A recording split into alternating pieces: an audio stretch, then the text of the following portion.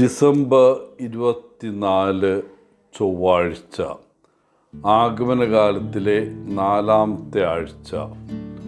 ലൂക്ക 1:67 മുതൽ 79 വരെ വാക്യങ്ങൾ. ആഗമനകാലത്തെ ഈ അവസാന പ്രഭാതത്തിലെ സുവിശേഷ വായന യോഹന്നാൻ്റെ ജനനത്തിൻ്റെ കഥയുടെ തുടർച്ചയാണ്. ഈ സുവിശേഷ ഭാഗത്ത് യോഹന്നാൻ്റെ പിതാവായ സഖറിയ പരിശുദ്ധാത്മാവിനാൽ നിറഞ്ഞ് ഒരു പ്രവചനം നടത്തുന്നു. തൻ്റെ ജനത്തിലേക്ക് ഒരു രക്ഷകൻ വരും, അവൻ അവരെ രക്ഷിക്കുകയും അവരെ സ്വതന്ത്രരാക്കുകയും ചെയ്യും. ഗബ്രിയേൽ മാലാഖയുടെ വാക്കുകൾ വിശ്വസിക്കുന്നതിൽ പരാജയപ്പെട്ടതിൻ്റെ ശിക്ഷയായി അദ്ദേഹം 9 മാസത്തോളം നിശബ്ദനായിരുന്നു. തിരിഞ്ഞു നോക്കുമ്പോൾ ഈ മൗനം യഥാർത്ഥത്തിൽ പശ്ചാത്താപത്തിൻ്റെയും പ്രതിഫലനത്തിൻ്റെയും സമയമായിരുന്നു.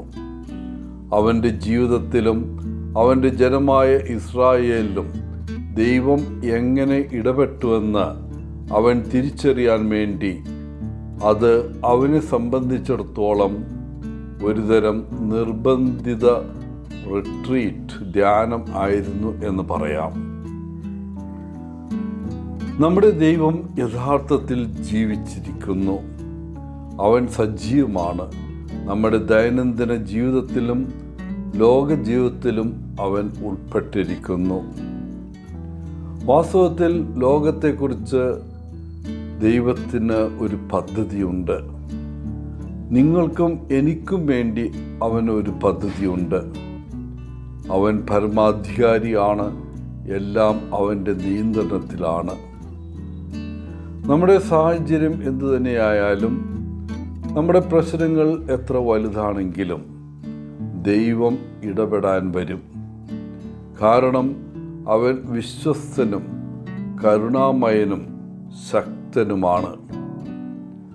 തൻ്റെ ജനത്തോട് കരുണ കാണിക്കുമെന്ന് അവൻ വാഗ്ദാനം ചെയ്തിരുന്നു.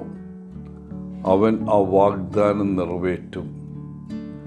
അവൻ നമ്മെ എല്ലാവരെയും ശത്രുക്കളിൽ നിന്ന് സ്വതന്ത്രരാക്കും. നമുക്ക് അവനിൽ വിശ്വസിക്കാം. പ്രിയപ്പെട്ടവരെ, ഈ ക്രിസ്മസിൻ്റെ തലേ ദിവസം നമുക്ക് നമ്മുടെ മനസ്സും കണ്ണുകളും ഹൃദയങ്ങളും തുറന്ന് നമ്മുടെ ജീവിതത്തിലും നാം സ്നേഹിക്കുന്ന ആളുകളുടെ ജീവിതത്തിലും ദൈവത്തിൻ്റെ പ്രവർത്തനങ്ങൾ എന്തൊക്കെയാണെന്ന് നോക്കാം. ദൈവം നമ്മോടൊപ്പമുണ്ട്.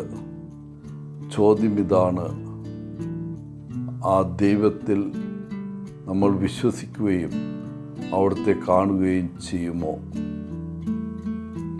എല്ലാവർക്കും നല്ലൊരു ദിനം ആശംസിച്ചുകൊണ്ട് ഒത്തിരി സ്നേഹത്തോടെ പോളച്ചൻ CSSR ഫ്രം കേരള.